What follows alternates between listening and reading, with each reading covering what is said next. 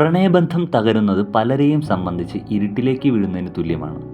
പലപ്പോഴും പെൺകുട്ടികളാണ് ഒരു ബ്രേക്കപ്പിൽ ഏറ്റവും ഭയാനകമായ സാഹചര്യത്തിലൂടെ കടന്നു പോകാറുള്ളത്. ഒരു സഡൻ ഡെത്ത് ഫീലായിരിക്കും പലർക്കും ബ്രേക്കപ്പ് സമ്മാനിക്കുക.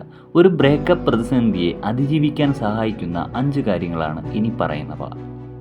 സ്വയം ദുഃഖിക്കാൻ അനുവദിക്കുക. ദുഃഖം വരും, തീർച്ചയാണ്. അല്ലെങ്കിൽ പിന്നെന്ത് പ്രണയം? അതുകൊണ്ട് നിങ്ങളെ ദുഃഖിക്കാൻ അനുവദിക്കുക. തോന്നും വരെ കരയുക. സുഹൃത്തുക്കൾ പറയും സാരമില്ല, ഓവർകം ചെയ്യാം എന്നല്ല. പക്ഷെ തൽക്കാലം ആ ദുഃഖത്തിൽ ആഴാൻ നിങ്ങളെ അനുവദിക്കുക എന്നതാണ് പ്രധാനം. എനിക്ക് വിഷമമില്ലെന്ന് കാണിക്കാൻ യാന്ത്രികതയ്ക്കൊന്നും നിൽക്കാതിരിക്കുകയാണ് നല്ലത്. ഇമോഷണൽ എനർജി വെറുതെ കളയുകയാണ്. അതിലൂടെ വെറുതെ പാർട്ടികൾക്കോ എൻഗേജ്മെൻറ്റുകൾക്കോ എല്ലാം പോയി മൂഡ് ശരിയാക്കാമെന്ന് നോക്കുന്നത് വിപരീത ഫലം ചെയ്യാൻ സാധ്യതയുണ്ട്. അതുകൊണ്ട് ബ്രേക്കപ്പിന് ശേഷമുള്ള കുറച്ച് നാൾ സ്വസ്ഥമായി നിങ്ങളുടെ ലോകത്ത് നിങ്ങളെ തിരിച്ചറിഞ്ഞ് നിങ്ങളെ സ്നേഹിച്ചു കഴിയുക. മാറ്റം അംഗീകരിക്കുക. ബ്രേക്കപ്പ് എന്തുകൊണ്ട് സംഭവിച്ചുവെന്നോ എന്താണ് കാരണമെന്നോ വല്ലാതെ തലപോയിക്കാതെ അതിനെ അംഗീകരിക്കുക. മനുഷ്യർ മാറും. എല്ലായ്പ്പോഴും നമ്മുടെ ചിന്തകൾക്കനുസരിച്ചായിരിക്കില്ല അത്.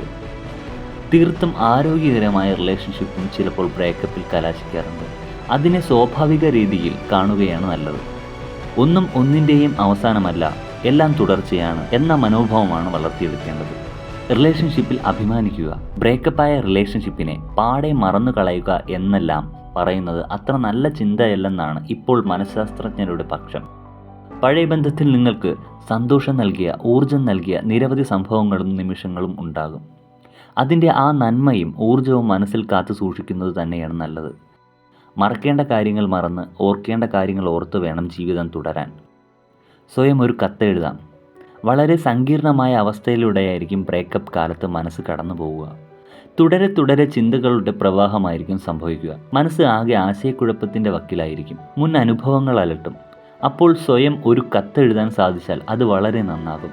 അപ്പോൾ നിങ്ങൾക്ക് തോന്നുന്ന എല്ലാ കാര്യങ്ങളും ആ കത്തിൽ എഴുതുക. കരച്ചിലും സങ്കടവും വേദനയും എല്ലാം പ്രതിഫലിച്ചേക്കാം അതിൽ. ബ്രേക്കപ്പോ വിവാഹമോചനമോ ഒന്നും അത്ര മോശം കാര്യമല്ല. അയ്യോ എല്ലാം പോയി എന്നുള്ള ചിന്തയൊന്നും അരുത്. ബ്രേക്കപ്പ് സംഭവിച്ചത് ആരുടെ ഭാഗത്തു നിന്നുള്ള തെറ്റുകൊണ്ടായാലും ശരി, നിങ്ങളെക്കുറിച്ചുള്ള സ്വയം അഭിമാനം കളയാതിരിക്കുക. നിങ്ങളൊരു മാജിക്കൽ പേഴ്സണാണ്.